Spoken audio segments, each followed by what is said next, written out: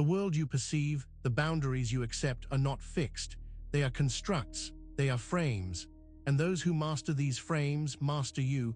This is not about winning an argument. It is about owning the very ground on which arguments can take place. Every interaction begins with an unstated set of rules, an invisible architecture of understanding. This architecture is called a frame. To operate without understanding this is to walk through a minefield blindfolded. The naive believe facts are power. The adept know that presentation, context, and the implied hierarchy of information hold the true leverage. Your objective is not to convey information, but to impose a preferred reality. This is the silent war, fought not with words alone, but with the very structure of thought. Failure to grasp this means living within a frame someone else has meticulously built for your compliance. Your consent is not required, only your unawareness. And real quick, make sure to subscribe and hit the notification bell for more videos. Now let's keep going. Most individuals operate within default frames. These are the societal expectations, learned behaviors, and unexamined assumptions that dictate their reactions. This is the operating system running outdated, vulnerable software. They do not question the implicit power dynamics, the assumed roles, or the unwritten rules of engagement. They merely comply. This compliance is a silent, subconscious surrender. A default frame means you accept the opponent's terms of engagement without even recognizing they have been set. You are playing on their board, with their pieces, to their unspoken objectives. Your resistance becomes part of their game. This is not a flaw in your character. It is a system-level vulnerability. The majority exist here. Their perception of reality, a product of whatever frame, is currently being broadcast around them. This inherent malleability is what makes them targets. They are ripe for exploitation, their default settings waiting for an override command. Unexamined frames are the weak mind's unwitting consent to its own manipulation. This passive acceptance of another's reality sets the stage for the subtle, yet devastating, impact of denial loops. The naive aggressor believes their force of will or their emotional outburst can break through a manipulator's facade. This is precisely what the sociopath anticipates and cultivates. They don't fear aggression, they weaponize it. Denial loops are psychological feedback mechanisms. They bait the target into escalating their emotional investment in a belief or a perceived reality, only for that belief to be systematically invalidated. Each invalidation reinforces the manipulator's control. The more the target fights, defends, or demands clarity, the deeper they entangle themselves in the loop. The sociopath provides just enough ambiguity, just enough counter-evidence to keep the denial machine churning. This isn't about winning an argument. It's about consuming the target's cognitive resources until they are exhausted, their perception of reality fractured. Their desperate need for proof becomes the very rope that hangs them. The sociopath thrives on this expenditure of energy. They know that a mind engaged in constant, unresolvable validation becomes predictable, pliable. Your attempts to force their frame into alignment only highlight your dependency on their acknowledgement. This relentless mental erosion primes the target for frame injection via tactical guilt, a silent poison. Guilt is not an emotion, it is a meticulously crafted psychological lever. Tactical guilt is the art of installing a specific frame of obligation and debt where none previously existed or where none was truly warranted. This is not about genuine wrongdoing. It's about engineering a scenario where the target feels perpetually accountable, perpetually indebted, for circumstances beyond their control or even their knowledge. The manipulator subtly shifts the narrative, reassigning blame, amplifying minor imperfections into egregious errors. A small oversight becomes a profound betraying, a delay becomes a callous disregard. The target, already operating from a default frame of cooperation and empathy, attempts to repair the perceived damage. This act of repair, of atonement, confirms the new, imposed guilt frame. They accept the premise of their culpability. With this frame injected, the manipulator gains perpetual access. They can trigger feelings of debt and obligation on demand, leveraging this manufactured guilt to extract compliance and resources. This silent control sets the stage for even more subtle forms of dominance, like the deliberate silence of cold entry. True control does not always announce itself with a roar. Sometimes it enters with a chilling stillness. Cold entry is the art of establishing dominance in any environment without a single word, through presence alone. It is a calculated absence of typical social cues. No eager greetings, no appeasing smiles, no rush to fill the void. Instead, a deliberate, quiet observation that unsettles the default social order. This isn't passive.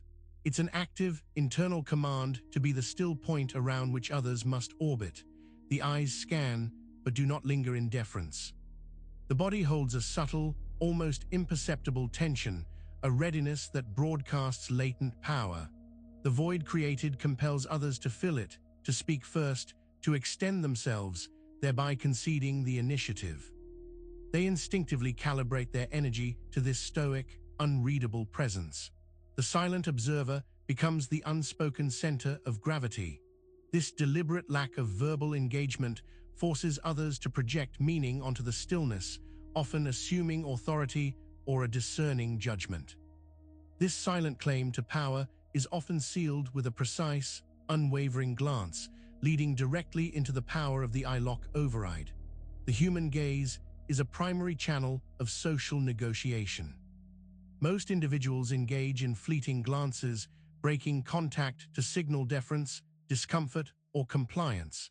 The I-lock override shatters this protocol. It is a sustained, unyielding gaze that penetrates rather than merely observes. This is not aggression.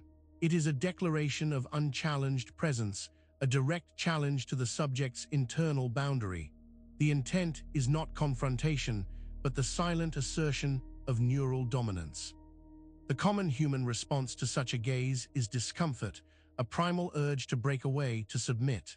When they do, even subtly, the override is complete. Their broken gaze is an unconscious admission of vulnerability, a concession of the internal frame. They have acknowledged a superior force, even if they cannot articulate why. This isn't about anger or intimidation in the crude sense. It's about holding the space, mirroring their discomfort back at them until they flinch. The I-lock is a non-verbal override command, reprogramming their subconscious to recognize a new hierarchy. Once this visual dominance is established, the next phase involves the subtle twisting of meaning itself through semantic inversion. Language is not neutral. It is a battlefield. Semantic inversion is the strategic redefinition of terms to control the narrative, to strip an opposing viewpoint of its legitimacy, or to imbue a manipulative action with positive connotations. This is not lying, it is reframing reality at the lexical level. Words like concern can become a cover for control, support can morph into enabling, strength can be redefined as rigidity. The manipulator leverages societal values and emotional triggers, aligning new, perverse definitions with them. A direct challenge becomes unproductive aggression. Setting boundaries becomes being uncooperative. The target, struggling with the emotional weight of these inverted definitions, finds their defensive language disarmed. Their legitimate responses are now framed as flaws within this new lexicon. Every word they use in their defense can be turned against them, processed through the manipulator's inverted dictionary. This makes objective discussion impossible, trapping the target in a linguistic prison where their own vocabulary works against them. This systematic corruption of language prefaces the deliberate destabilization of emotion through frame flooding. The human mind craves order. Frame flooding is the deliberate, overwhelming injection of conflicting information, contradictory demands, and escalating emotional pressure designed to overload the target's cognitive and emotional processing. This is not a single attack, but a relentless, multi-vectored assault. Rapid-fire questions, sudden shifts in topic, exaggerated emotions, whether positive or negative, all deployed in quick succession without resolution. The goal is to prevent the target from establishing any stable frame of reference. Their attempts to make sense, to organize, to respond coherently are repeatedly interrupted and invalidated. The continuous influx of high-intensity, fragmented stimuli creates a state of psychological chaos. The target's internal processing systems crash, leading to confusion, anxiety, and a profound sense of disorientation. In this flooded state, the mind becomes highly suggestible, desperate for any stable ground. The manipulator then subtly offers their own frame, a simplified, often distorted reality that promises an end to the chaos. This collapse of rational thought under stress leaves the target vulnerable to the ultimate dismissal of their perceptions through status fracture. When logic fails, status dictates reality. Status fracture is the subtle, often tonal, assertion of a higher authority that renders the target's arguments, no matter how sound, irrelevant. This isn't about explicit rank, it's about the subtle cues. A dismissive sigh, an eye roll, a tone that implies condescension, a slight turn of the head, as if listening to something inherently inferior. The message is clear. Your words, your feelings, your attempts at rational discourse belong to a lower order of importance. They are not to be engaged with, but simply tolerated, or worse, pitied. This creates a profound internal dissonance for the target. They know their points are valid, yet the manipulator's delivery implies their entire perspective is flawed or immature. The fracture occurs when the target begins to doubt their own authority, their own right to speak, in the face of this pervasive tonal dismissal. Logic becomes subordinate to the perceived hierarchy. This silent assertion of dominance bleeds directly into the weaponization of time itself, through conversational timing as psychological ambush. Conversational timing is rarely seen as a weapon, yet its mastery can dismantle an opponent before a single word is truly exchanged. This is the art of the psychological ambush, delivered through the subtle manipulation of pauses, interruptions, and the rhythm of engagement. The manipulator controls the flow, not just the content. They can insert delays to create anxiety, cutting off a thought mid-sentence to assert dominance, or rushing a conclusion before the target can fully process. A perfectly timed silence can force the target to over-explain, revealing vulnerabilities. An abrupt interjection can derail their train of thought, leaving them floundering. This creates a state of perpetual cognitive dissonance. The target feels continuously off balance, their internal clock desynchronized from the conversational rhythm imposed by the manipulator. They are reacting, always reacting, to a tempo they did not set and cannot control. This leaves them perpetually playing catch-up, their mental resources consumed by the effort to simply keep pace, and primes them for the profound emptiness of frame starvation. Just as the body starves without sustenance, the mind starves without a coherent frame of reference. Frame starvation is the deliberate and prolonged withholding of communication, validation, or even clear emotional signals designed to induce psychological deprivation. This is not simple silence, it is an active void. The manipulator creates a perceptual vacuum, offering no feedback, no response, no indication of their internal state or intentions. The target, desperate for information, for a signal, any signal, begins to fill this void with their own anxieties and explanations. They construct elaborate narratives, often self-blaming, to make sense of the absence. This prolonged ambiguity is profoundly destabilizing. It erodes self-trust and injects pervasive doubt. The target's search for meaning becomes obsessive, their internal resources drained by the incessant, unproductive intellectual labor. The manipulator remains aloof, allowing the target to exhaust themselves in the self-built prison of their own overthinking. The silence is not empty, it is a meticulously constructed space of psychological torture. This methodical dismantling of their internal world necessitates a total mental reset, leading to recalibration through frame regression. When the mind has been subjected to relentless frame manipulation and starvation, it regresses. Recalibration through frame regression is the strategic reintroduction of a simplified, often infantilizing, frame that preys on the target's exhausted state. The manipulator, after a period of intense pressure, suddenly appears as the benevolent authority, offering a rudimentary, often overly simplistic, explanation or solution. This appears as a lifeline. The target, weary from the mental ordeal, eagerly embraces this simpler reality. They willingly shed the complexities they were struggling with, accepting the provided frame as a relief, regardless of its accuracy. This is a return to a more primitive mode of processing, where immediate relief triumphs over critical analysis. The manipulator positions themselves as the provider of clarity, the bringer of order out of the chaos they themselves orchestrated. The regression makes the target highly susceptible to further control. They have learned that complexity leads to pain, and simple answers, handed down by the perceived authority, lead to respite. This makes the target ripe for the insidious power of memory distortion as long-form frame control. Reality is not fixed, it is negotiated through memory. Memory distortion as long-form frame control is the systematic, subtle manipulation of a target's past recollections to rewrite their personal history and, by extension, their present identity. This is not an overt lie.